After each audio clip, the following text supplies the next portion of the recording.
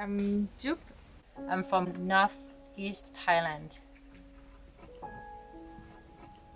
My name is Andres Velarde Santa Maria. I'm from Peru and I've been here for the last 2 years. So what we're trying to accomplish here is we're preventing sex trafficking of minors. Adults as well, but mainly minors and teenagers. I went to study in seminary and I was a pastor. But I felt God called me back to do prevention for the kids. We need to prevent, protect them or teach them before they go there.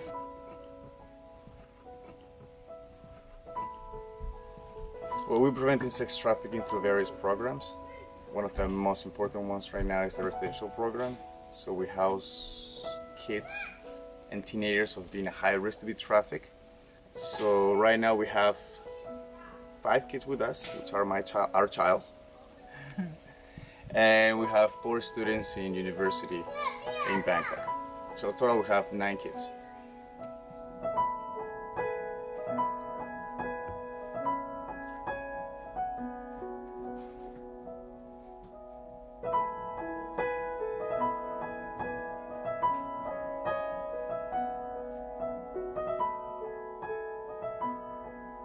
Our approach, first we started with education, thinking that was the main point, but then soon we realized that we needed a more holistic approach.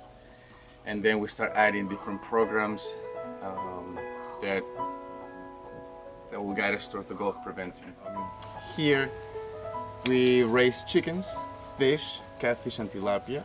We raise shrimp, we have eggs, and crabs also, true. And we have cows. In order for us to sustain some of the programs that we use to prevent sex trafficking, we use the food from here that we produce to feed our programs and also to sell it at cheaper prices and be able to become more self-sustainable. Also, the farm allows me as a carpenter to teach men or young teenagers a different set of skills that they can use, so they don't have to then resource to trafficking their daughters, their sisters, or just going into drugs. So it is something for me very close to my heart because there are not too many organizations that work with men. When it comes to prevention of sex trafficking, it's always guided towards women. At the same time, we're trying to teach people in different ways that if you treat animals better, if you're more conscious and a better steward of what we have, it will yield better. And necessarily means to work harder, but just to be smart in what we do. The reason for why we raise cattle, we want to start getting more and more cows, is that's the way that we can fulfill the promise to the kids of having their college tuition paid for. Selling the cow, it will provide for the money for the university, and also it is a tangible promise that the kids can be like, okay, in 2 years I know, or in 1 year I have my tuition paid because I can see the cow. So it is important for us to just don't promise them, but to be like, hey, listen, it's not just my words, but you can see it. And I think that will spark hopes, grounded in reality, not just in good intentions. What's the call to action? We need help. We have learned that we cannot do this alone. I don't think that's God's plan for anyone. So we are willing to receive anything God puts in your heart and your mind. We're young. We're young and our ministry is young too. Also, we're looking for crazy people, really.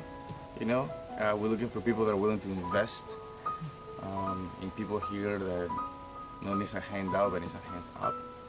And we're looking for missionaries, mission trips, skilled people, non-skilled people, people that want to come here and talk to Spanish with me or English with her. And we need financial partners, we need prayer partners, we need prayer warriors for us to cover the whole ministry. Intern. Interns? You can stay with us forever and ever. That's not an intern.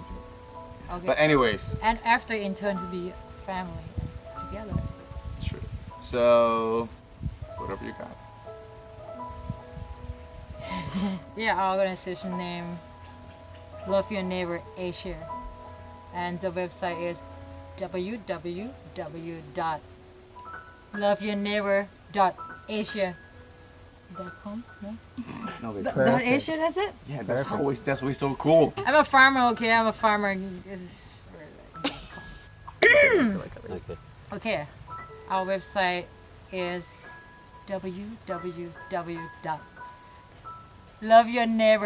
www.loveyourneighbor.asia. I know, but like it's so loveyourneighbor.asia. Right? Right, www.loveyourneighbor.asia. That's the one. You can go and click.